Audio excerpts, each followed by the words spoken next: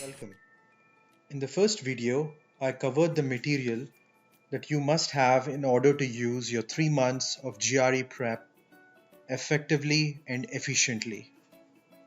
If you haven't watched that video yet, I recommend that you pause this video and go back and watch the first video now. The vocabulary is the single most important variable to improve your GRE verbal score. As you go through the official ETS material that I covered in the first video, you will realize that the material is lacking in one thing, that is strategy. The official material gives you a good sense of the content and the quality of the material that you expect to see in the real GRE exam. However, what you will find is the official material doesn't really cover strategy in detail. Strategy is key to success on the GRE, especially because you only have a 3-month time frame to study, and also because the examination itself is timed. So you have a limited amount of time to answer the questions. Without a good strategy, you will not be able to finish your examination in time. Like I said, the vocabulary is the single most important variable to improve your GRE verbal score. The way to prep for the vocabulary is to get your hands on a standard GRE vocabulary list. Now, this is contrary to the usual advice that I give you on this YouTube channel, that is to be very wary of third-party providers. I will give you the same disclaimer again. Be very wary of third-party lists that bear no semblance to the real GRE. Now you may ask me how to figure out if a given GRE vocabulary list that you find online is similar to the real GRE word lists, or the real words that you will see on the GRE. Well, the only way to tell is for you to go through the official GRE ETS material and compare the kind of words that you see both in the questions as well as the answer choices of the official ETS prep material, and compare them with the vocabulary list that you find online. I would like to say that there are at least a few providers that have a very good vocabulary list, and you should definitely, as a first pass, go through the entire vocabulary list. Now, once you have gone through that vocabulary list, what you will typically find is those words are arranged in alphabetical order. Now, this is not a bad thing per se, because if the words are arranged like in a dictionary, it just makes your life easier to find words, and also for photographic memory. You can go back and forth and search words. However, once you're done with the first pass of going through all these words alphabetically, what you really need now is the strategies that will help you to use these words in order to solve the real GRE questions. You need to learn these words in context, and that is our first strategy. For example, you can have similar sounding words. Appraise sounds the same as uprise. They sound the same because in your brain, when you read words, you're also trying to recognize them by consciously or subconsciously pronouncing them in your mind. And words that sound similar can throw you off. And the ETS test makers really love to throw these kind of traps on test takers. Same thing with essay versus assay. The two mean very different things, but they sound similar. Prodigal versus prodigious. Again, this can be a big trap. What you'll find is as you're going through these word lists, you will come across these words. And because these words are in different parts of the word list. For example, essay and assay will be in different sections. You will not be able to tie them together. And lacking that familiarity, that context, can actually hurt you. The other way to learn words in context is learning words that are synonyms at the same time. For example, capricious and fickle mean the exact same thing, but they are in different sections of your word list. One comes under C and the other comes under F. Trying to learn these separately is not the best strategy. However, learning them together will help you kill two birds with one stone because both these words mean the same thing. Last but not the least is antonyms. There are words which mean completely opposite of each other. If you study them in isolation, that'll be two words that you have to remember by rote. However, combining these GRE words into one list, which are antonyms, can help you remember these words better. Realize that drab and garish are exactly opposite. Drab means lacking in color. Garish, on the other hand, means very colorful. Learning them together will help you save a lot of time and be efficient. The other reason to learn words in context is because of the way the GRE test questions are constructed. Whether it's a reading comprehension, or it's a sentence completion, or a sentence equivalent question, most questions typically try to compare or contrast things. Therefore, they will use synonyms or antonyms.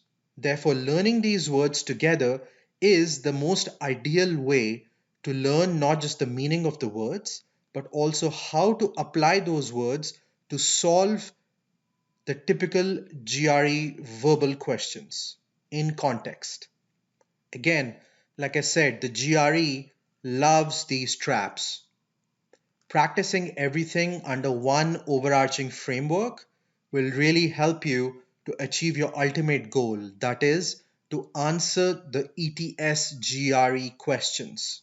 Another strategy is to pay attention to words with secondary meanings. Again, these are words that the GRE loves because these can be traps. An example of a word which has two meanings is the word liaison.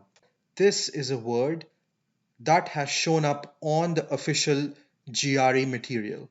The first meaning is a secret love affair. We all know Jack and Jill went up the hill, but did you also know that Jack and Jill went up the hill to have a secret love affair? Jack and Jill had a liaison. A secondary meaning is acting as a go between. For example, a government liaison officer. When two sides are warring, for example, in World War II, you had Hitler on one side and you had Winston Churchill on the other. Hitler was from Germany and Churchill was British. And these were foes in World War II.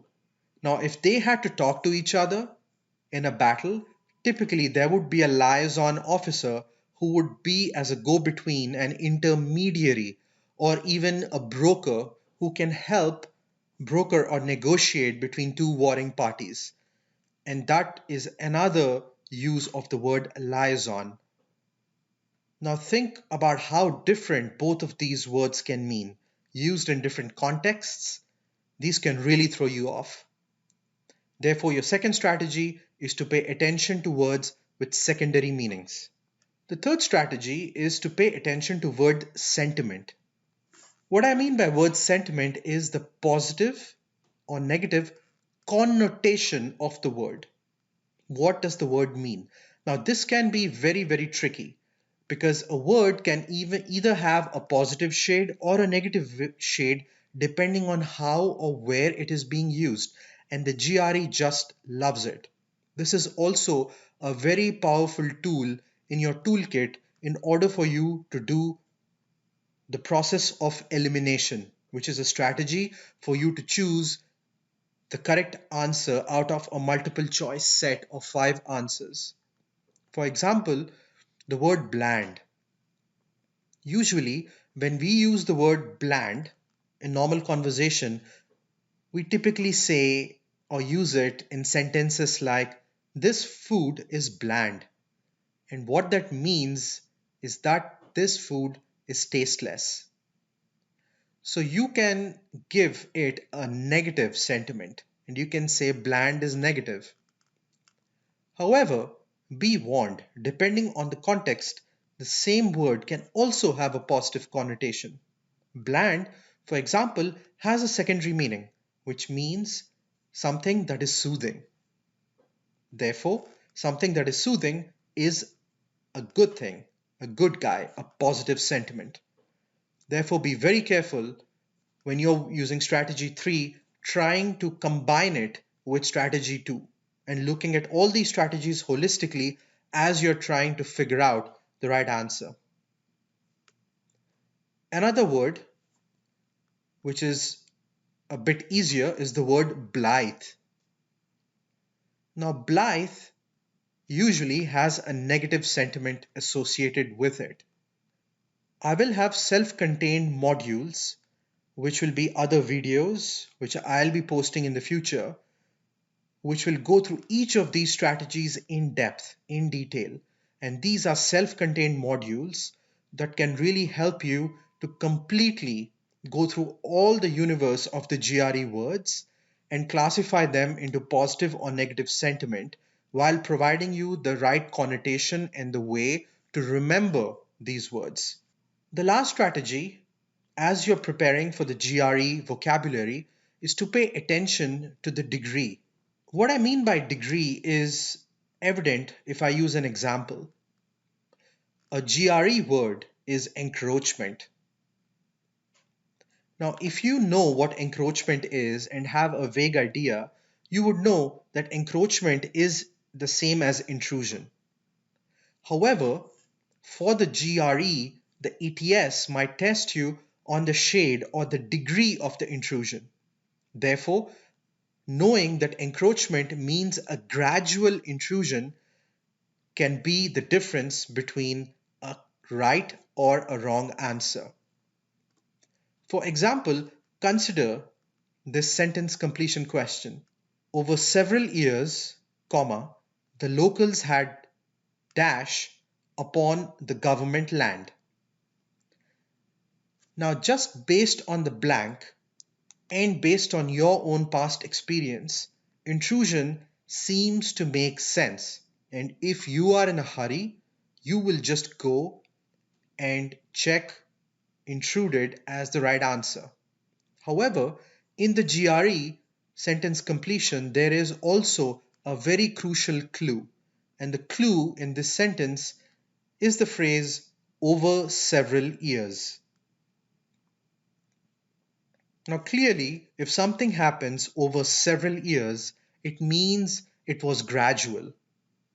Thus, intrusion or intruded is not the correct answer. Rather, encroached is the right answer. Knowing the subtle differences between the different shades and degrees of meaning in similar words or words with similar meanings can help you be more confident as you take the test and also help save time. As I said, I'm going to cover an entire module on degree in a future video, and hopefully that module will be self-contained and comprehensive so that you will get more experience utilizing this strategy. So the game plan. Once you're done with the standard word lists, go through them maybe once or twice, A to Z, which will take you maybe a few weeks. The next step is to do additional vocabulary practice, which will hopefully help you. Especially, the goal of this practice is to use the different strategies in the GRE. The questions that I plan to pose for your practice in future videos are the real deal. These are actual words that have been used in the official GRE over and over again.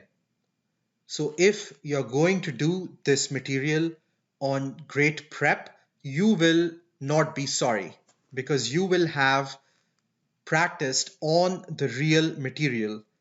Like I said, that is the fundamental philosophy, the overarching framework that you have to keep in mind when you only have 3 months to prepare for a GRE. You have to practice on the real deal. You cannot be practicing on third party content which is night and day from the real material. Okay, now that you've gone through all those 4 strategies, let me give you an example. The word is juxtapose. This is a real GRE word that has shown up in a past GRE exam or on the official GRE material. So this is legit. Juxtapose. You typically have 5 choices to choose from: impose, discern, span, place side by side, and contrast. Now, given these 5 choices, what you will realize is that, again, the way I have constructed this question, all of these choices are legit GRE words. These are words that show up in the official GRE material. So, as you're learning the meaning of juxtapose, you're also familiarizing yourself with the other 4 or 5 words that have shown up in the GRE. Now let's practice our strategy. We have 4 steps in our strategy. Step 1 is the context, juxtapose. Juxtapose doesn't really sound like any other word. It is a very unique sounding word. Also, there really are no synonyms or antonyms that really come to mind when you look at juxtapose. So you move on to step 2 of your strategy. Is there any secondary meaning? Not really. If you have gone through the modules on grade prep, you'll know that juxtapose is really a very unique word. Move on to step 3 of your strategy. What is the sentiment of this word? Once you've completed all the material on grade prep and go through all the videos, you'll also realize that juxtapose is really a word that is very neutral. It's neither positive nor negative. And as you go through the list, you'll also find that you can label each word to be positive, negative, or neutral. Impose is negative, discern is positive. So from the process of elimination, you can get rid of these 2 choices right away. And that's where step 3 of your strategy really helped. Now you're left with 3 more choices, C, D, and E. Let's move on to strategy 4.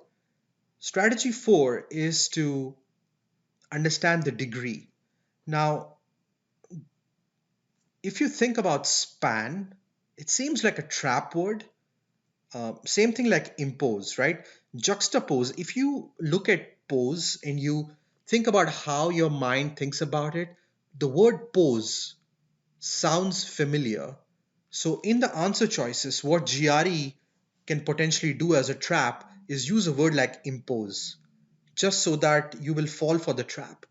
But because you know impose is a negative connotation, you have a safety net, a double check, and that's why you will not fall for choice A.